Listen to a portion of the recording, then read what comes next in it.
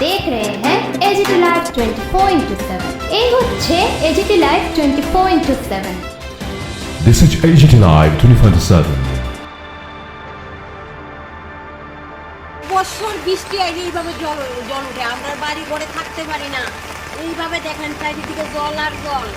এই জলের সমস্যার লাগে আমরা যে কত কষ্ট করে বাস করি, তারা কইলে যাইয়া বাড়ির থেকে কয়েকবার যে মেম্বর নিয়ে ধরে আনলে দেখা যায়।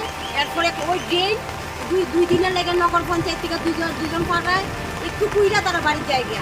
এইভাবেই চলছে আমরা সমস্যা, এইভাবে সমস্যা দীর্ঘদিন ধরে চলছে। কত কষ্ট করে আমরা বাস করতেছি। 4-5 বছর হইব না, 4-5 বছর ধরে বেশি সমস্যা হয়ে যাবে।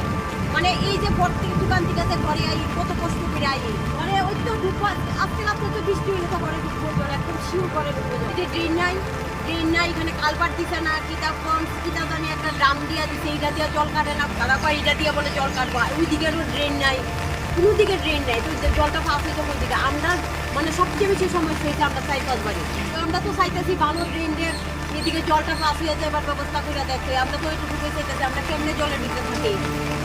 আমরা তো আজকে সারাদিন বৃষ্টি হলে তো আমরা এটা উত্তর বাগেশ্বরার 8 নম্বর ওয়ার্ড। এখানে মেনলি হয়েছে জল নিষ্কাশনী ব্যবস্থা খুবই খারাপ, অনেক দিন ধরে আছে।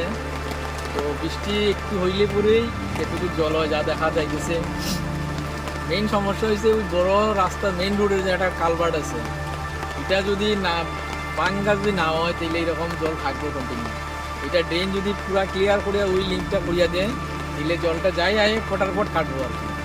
তো মেনলি হচ্ছে ওই মেইন রোডের উপরে একটা কালভার্ট আছে, কালভার্টটা করছে ঠিক আছে, কালভার্টটার ডাইভ বেশি, ওইখানে গিয়া ওইটার মুখের মধ্যে জল ওই কাদাগুলা গিয়া পইরা থাকে, যার লাগে জলটা কাটে না।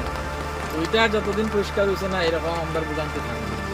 মেনলি হচ্ছে ছোটো বাচ্চারা স্কুলে দেখতেই পারে না, অনেক সময় মানুষের বাড়ির উপর দিয়ে যায়। আমরা চাইতেছি যাতে ওই জায়গাটা যেমন ক্লিয়ার করিয়া যাতে জল নিষ্কাশনী ব্যবস্থাটা ভালো হয় আর কি, আর ওই ড্রেনগুলোও যাতে পরিষ্কার করিয়া দেওয়া হয়। এটা তো বহু দিনের সমস্যা, তো এমসিতে জানানি পরে করিয়া দেওয়া হয়েছে, করিয়া দিব এই সেই করিয়া যখন বৃষ্টি আয় তখনই সমস্যা হয়ে যায়।